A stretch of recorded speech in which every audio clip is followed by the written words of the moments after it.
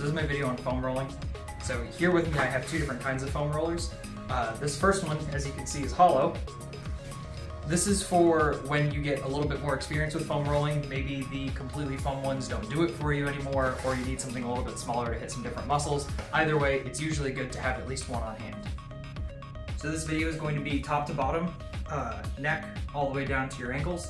And we're going to start by getting on the ground. I've chosen the larger foam roller because of a specific low back foam rolling stretch I'm going to do, in which I would prefer a longer foam roller, but we'll get to that.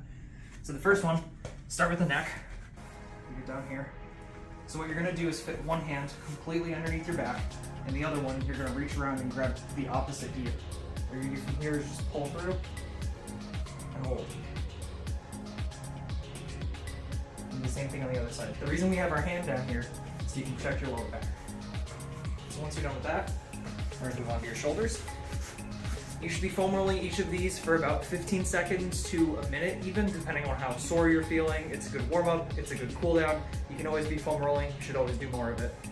So for shoulders, you're gonna do the same thing. You're gonna go from about where your rib cage ends, all the way up to the bottom of your neck, where we stopped with rolling the neck previously. So from here, you're gonna lift your hips. You're just gonna use your feet, go down and back. Then you can get a few pops here in the thoracic spine. You just do this until it stops feeling sore. So to move on to shoulder blades, this is where I'm actually going to switch. It's my smaller one. I'm going to put it vertically, and the bottom of it is going to go right at the bottom of my rib cage. Reason being is because your spine has multiple parts and the bone types change, and so does the muscle around them. As you get lower and lower, your back becomes more and more protected to the point where you shouldn't be foam rolling over your lower back because it's going to cause more harm than good.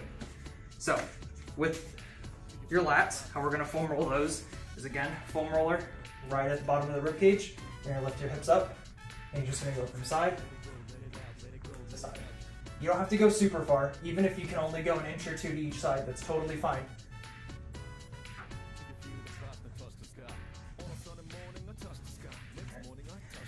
For the next one with lower back, we're going to switch back to the long foam roller.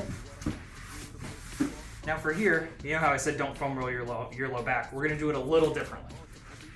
So we're going to put it on the other side. You're going to basically sit on it. This is just below my tailbone. You're going to lift up your feet, form almost like a 90-degree angle. You're going to do windshield wipers. So I want you to, the reason I'm using a long foam roller here is because I want you to pull up on the foam roller here to make sure it doesn't shoot out from underneath you. So you're just going to go from side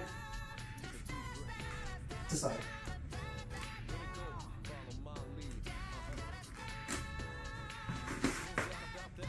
Moving on to the glutes. You're going to sit on top of it. You can just roll from here. However, the way that I like to make sure I'm getting all of the glutes is that you go into a figure 4 stretch and you lean onto the side that you have the bent knee. So back left. I'm just going to roll this way. And you're going to switch legs and do the same thing on the other side. So from here, we're going to hit the bottom of the pelvic girdle and the hamstrings. So this is just where you're going to go from here all the way down. So along with your lower back, the sides of your hips, as well as all of your kneecaps and your ankles, are considered no-go zones for foam rolling. Again, you're going to harm all the underlying structures before you actually get that relief that you're looking for. So to move on to calves, same thing. Back, forward. I needed to do this one. Then we're going to flip over. Bring it right to shins. You're basically going to get into the quadruped position. Get your knees onto it. Start just below your knees like I was talking about. And you're just going to use your abs to roll your legs in and out. If you're a runner or a little overweight, something you might experience here feels like grinding or almost air bubbles. Those are just the things that'll eventually turn into shin splits that you're kind of rubbing away. So it's very important, if you're not feeling comfortable in these, do it with just one leg so you put slightly less pressure on it.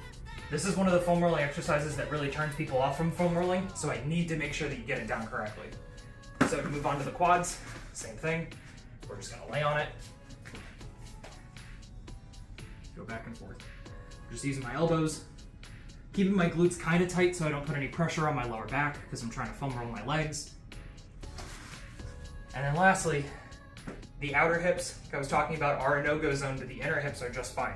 So we're gonna place this diagonally. Now watch how I lay on this. I'm putting it just above my knee on this side. I'm picking my other knee up off the ground, and then I'm rolling in, rolling out. After a heavy day of like hip adduction on the isolation machine, this is a must. And that's how you foam roll.